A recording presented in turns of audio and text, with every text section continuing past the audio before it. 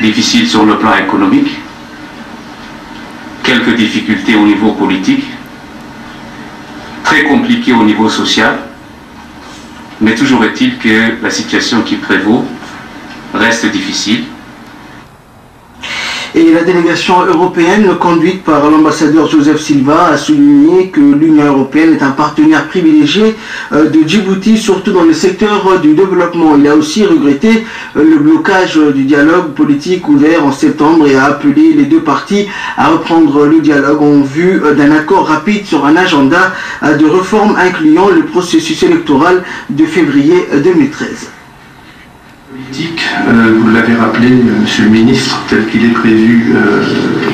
par l'accord de Cotonou de juin 2002 entre l'Union européenne et ses États membres d'une part et les États dits ACP, dont la République de Djibouti évidemment d'autre part,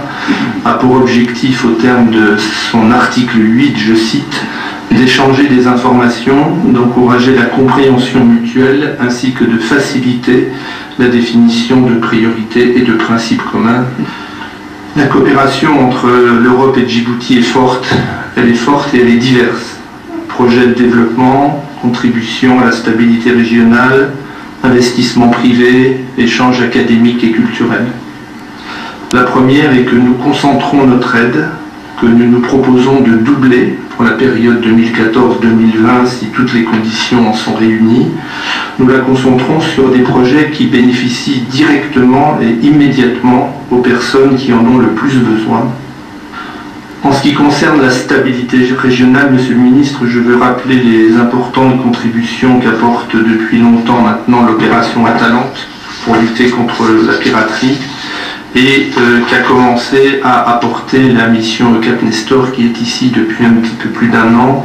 en termes de formation, en termes d'expertise dans le domaine de la sécurité maritime.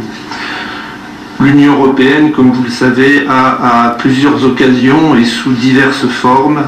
appelé au dialogue entre le gouvernement et l'opposition et s'était réjoui qu'un dialogue politique formel ait pu avoir lieu en août-septembre dernier. Nous regrettons aujourd'hui le blocage de ce dialogue et nous appelons toutes les parties concernées à le reprendre de bonne foi en vue d'un accord rapide sur un agenda de réforme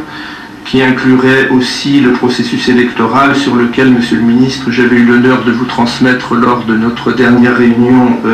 du mois de juin les recommandations des experts de l'Union européenne. En outre, l'Union européenne renouvelle l'appel qu'elle a fait en mars dernier par la voix de sa haute représentante pour les affaires étrangères et la politique de sécurité, appelle à l'ensemble